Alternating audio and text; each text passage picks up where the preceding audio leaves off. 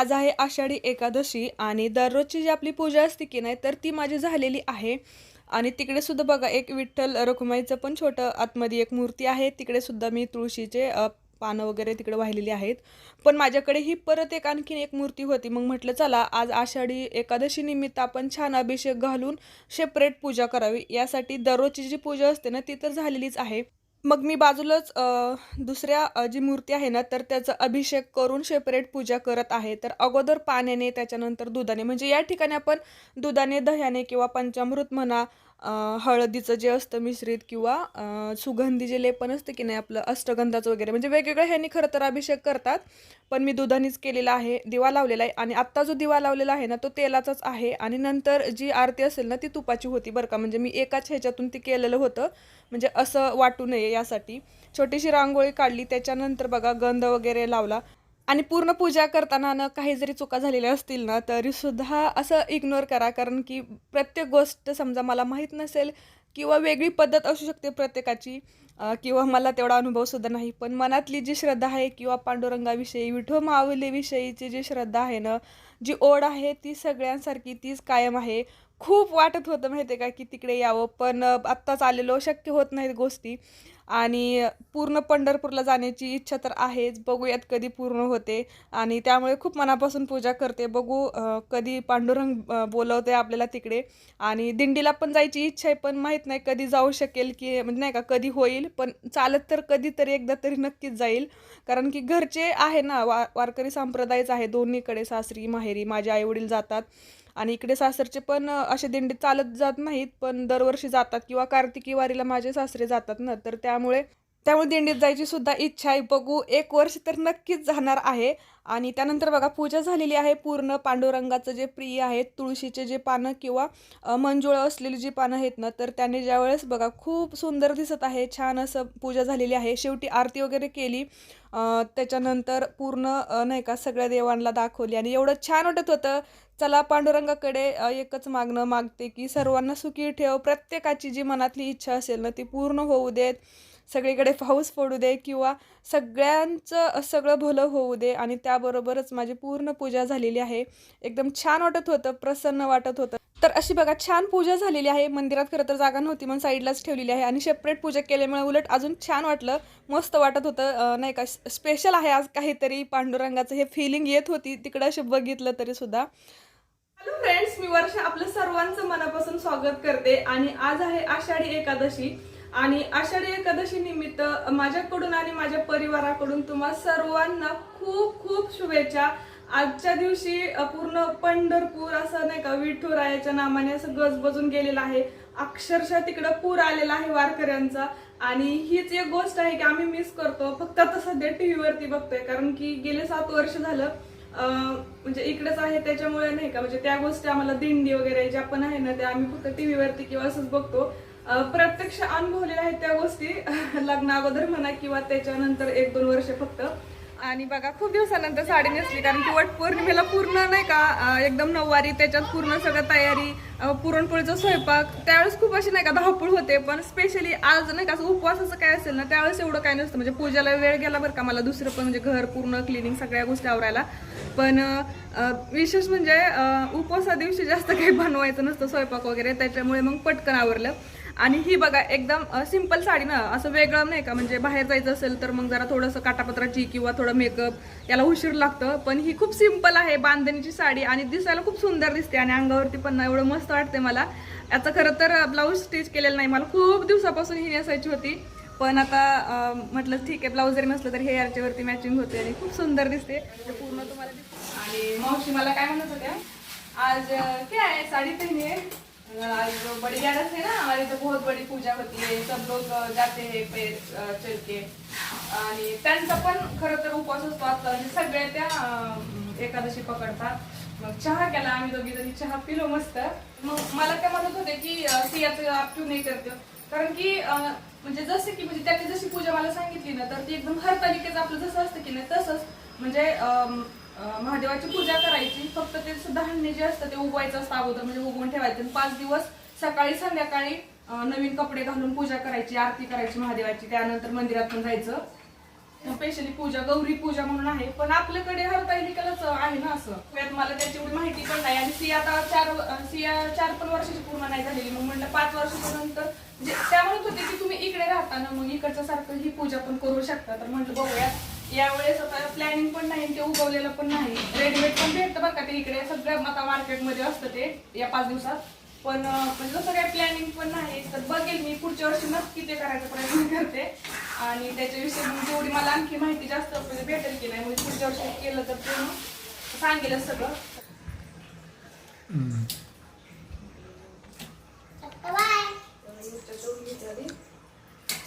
त्याच्यानंतर कोणती पण घालू का? हा हा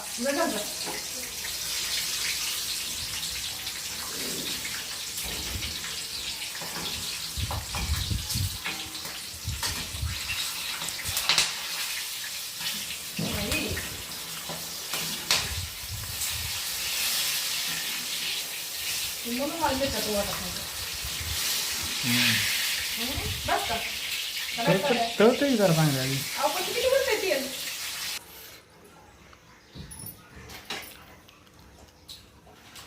सोमवारी अगोदर पापड्या तळल्या आणि परत खिचडी केली. आणि एवढा पाऊस पडत होता त्या दिवशी सगळ्या पापड्या पूर्ण अशा हे होऊन झाल्या आहे की नाही, साधारण गेल्या सगळ्याच पापड्या. त्यामुळे आज ह्या वेळेस आधी खिचडी केली. म्हणलं असं नको व्हायला परत नाही का, गरम गरम गरम गरम अनुभवाचे.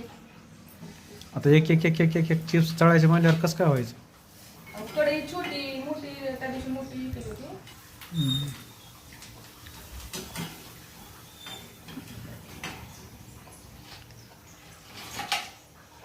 आता चहा पिली, भूक नाही जास्त. मला खाऊ दे, मला लागली भूक. तुमच्यासाठी तर मग करावं लागेल लवकर, नाही मी उशीरच केला असतो. अगं बाळा संध्याकाळी जायचं आपल्या देव बाप्पाकडे. आता कोणती पण घाल, आताच लगेच नाही तुला घालायचे नवीन कपडे. सिया सकाळपासून सिया चालले की तू साडी घालते, मग मला पण नवीन कपडे घालायचे.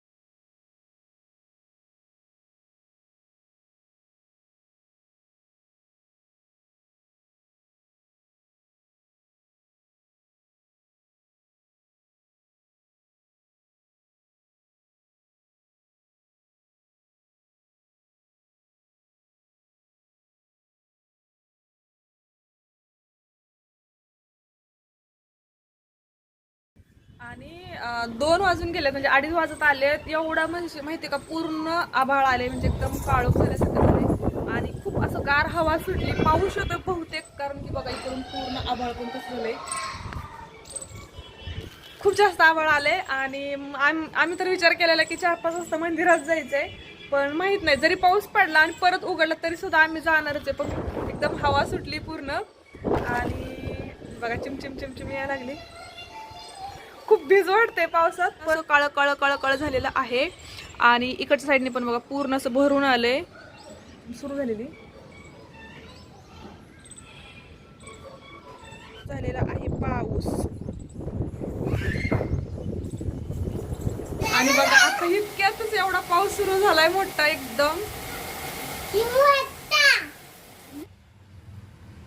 एक एक हे करायचं का, काय होतील दोन्ही गरम? वेळ लागेल नाही त्याला. होईल की, चहा व्हायचं का अजून, का करून घ्यायचं एक गरम इकडं? त्यामुळे दुधाचं उतरवते मी खाली. राहू दे ना, काय फरक पडतो. दोन्ही होतील की, लाल झाले पाहिजे चांगले. पण त्याला वरच्याला हिट होईल. हा थोडंसं मग उलट इथं साईडला ठेवले जास्त लागेल की वर ठेवण्यापेक्षा. आणि जे व्हायचं ते झालं बघा. खूप सारा पाऊस पडलाय आणि अजून पण असं बारीक बारीक चालूच आहे. आणि सकाळपासून मी कमीत कमी 5-6 वेळा तरी म्हटलं असेल की आम्ही संध्याकाळी मंदिरात जाणार आहे. पण झाले असे की ते भिजत आले आणि मी तरी म्हटलं चला इथल्या तरी मंदिरात जाऊ. तर म्हणतायत की नाही का तुला भिजायची हौस आहे, आम्हाला नाही, काय एवढं नाही, आपण घरी केली ना पूजा वगैरे सगळं झाले. तर मग म्हणलं ठीक आहे चला. आणि खरंच येतोय, म्हणजे असं वाटतंय छोटा पाऊस आहे पण आम्ही जाऊन येईपर्यंत ना पूर्ण भिजणार आहे. तर मग चला. आणि आज उपवास असल्यामुळे भज्याची इच्छा तंदुरी चहावर भागवूयात.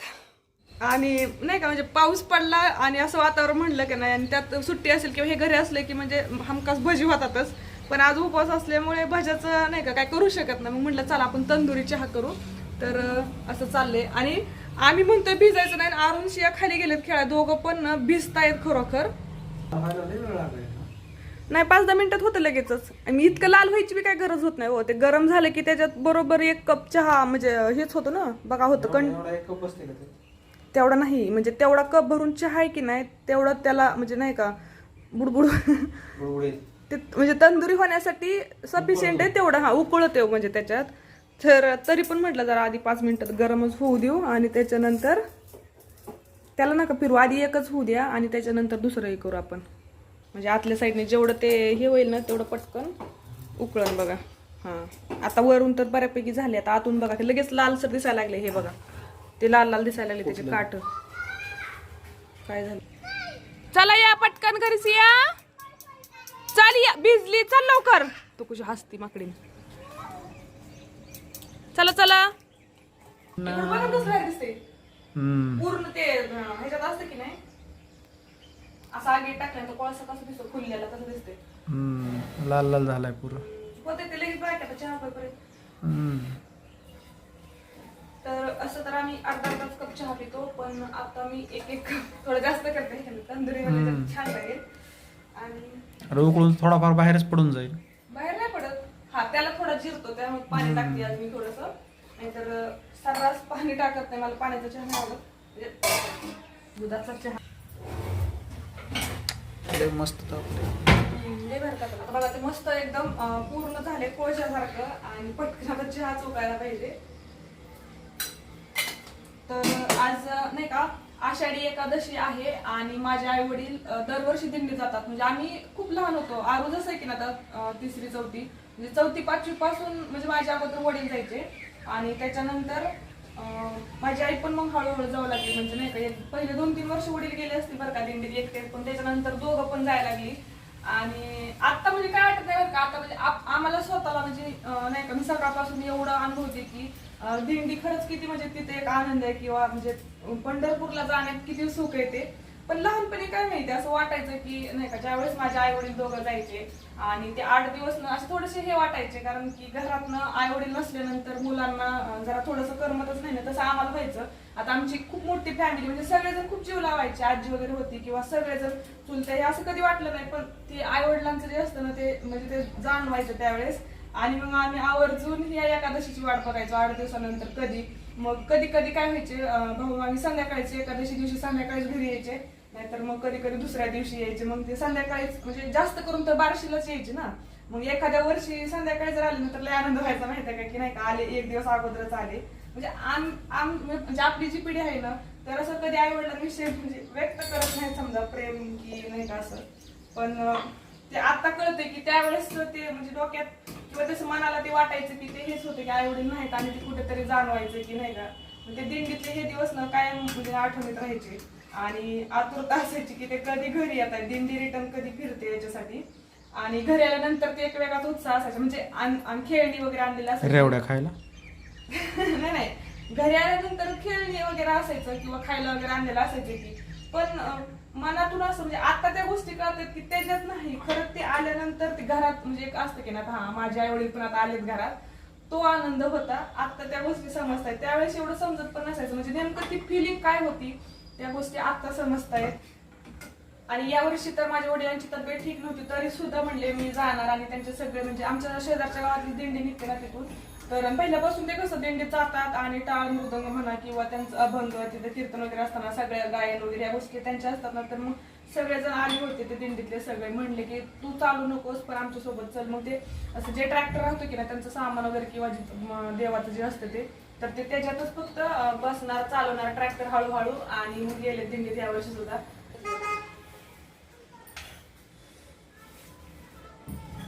एक घेते आणि ओतणारे चहाच्या मस्त असं खरंच टेस्टी लागतो म्हणजे मला एखाद्या वेळेस जरी आठवण आली ना तर मी आवर्जून नाही का एकटीच बनवत असते तीच असते एकदा मी बनवलं होतं चहा आणि त्यावेळेस म्हणलं म्हणजे नाही का तुम्ही नव्हता घरी म्हणलं मी एकटीच पिले म्हणून म्हणलं चला ह्यावेळेस तुम्ही सोबत दोघांनी मिळून किंवा असं तर अशा होत्या लहानपणीच्या पण आठवणी म्हणजे ह्या कारणासाठी आषाढी एकादशी काय माहिती आहे आठवणीत आहे की मोठी आहे एकादशी या एकादशीचं काहीतरी खास महत्व हे लहानपणापासून माहिती आहे आणि हे पण आहे डोक्यात की नाही का म्हणजे आई वडील दिंडीत जाणार आहेत लहानपणी त्या गोष्टी कळत नसायच्या की नाही का म्हणजे त्यांना म्हणजे कुठल्याही मुलांना असंच वाटतं की आपल्या आई वडिलांनी लांब जाऊ नये असं तसं वाटायचं आम्हाला सुद्धा त्याच्यामुळे ते असं 8 दिवस असं कधी संपतील एकदाचे असं वाटायचं तर चला आता चहा मस्त झालेला आहे गरगरीत म्हणजे मुलं म्हणून आम्हाला वाटायचं की आई वडिलांनी घरीच राहू जाऊ नये दिंडीत आणि त्यांचं तर वेळ होतं की विठू माऊलीच्या दर्शनासाठी दरवर्षी ते पायी जायचेच हो हो हो हो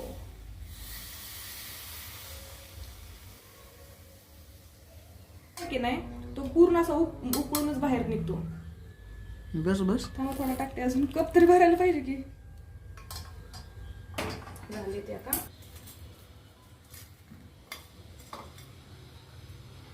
सहा तंदुरी चहा तयार झालेला आहे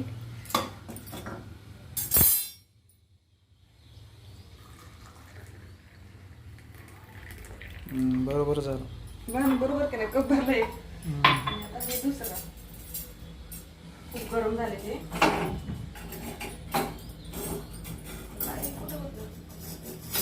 हळूहळू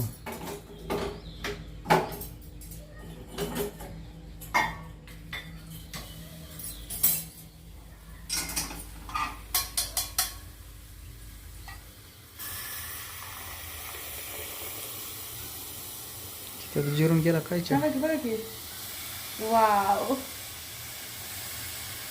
कसलं भारी हे मोठं आहे ना ह्याच्यात पटकन हे झालं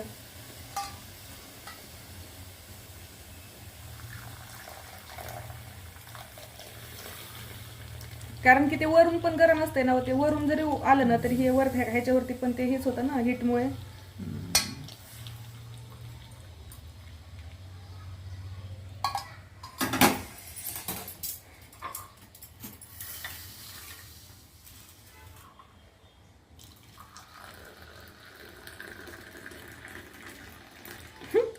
ह्याच्यात जास्त झालं का आजारा एकदम पोट भरून चहा झाला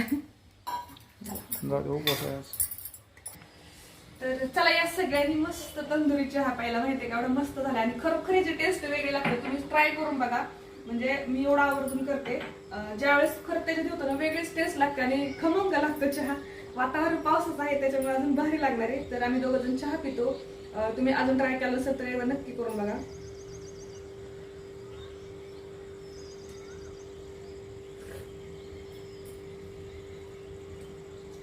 तर चला असंच मस्त तंदुरी चहा सोबत आजचा ब्लॉग एंड करतोय पण कसं वाटलं हे मला नक्कीच कमेंट करून सांगा आणि आम्हाला नाही खरोखर खूप पाऊस पडला त्याच्यामुळे मंदिरात नाही जाता आलं तरी पण बघा आपली घरचीच विठू माऊली एवढी सुंदर दिसते आणि संध्याकाळी स्पेशली मी हे का शूट केले तर बघा ती सावली जी आहे ना ते किती सुंदर दिसते यासाठी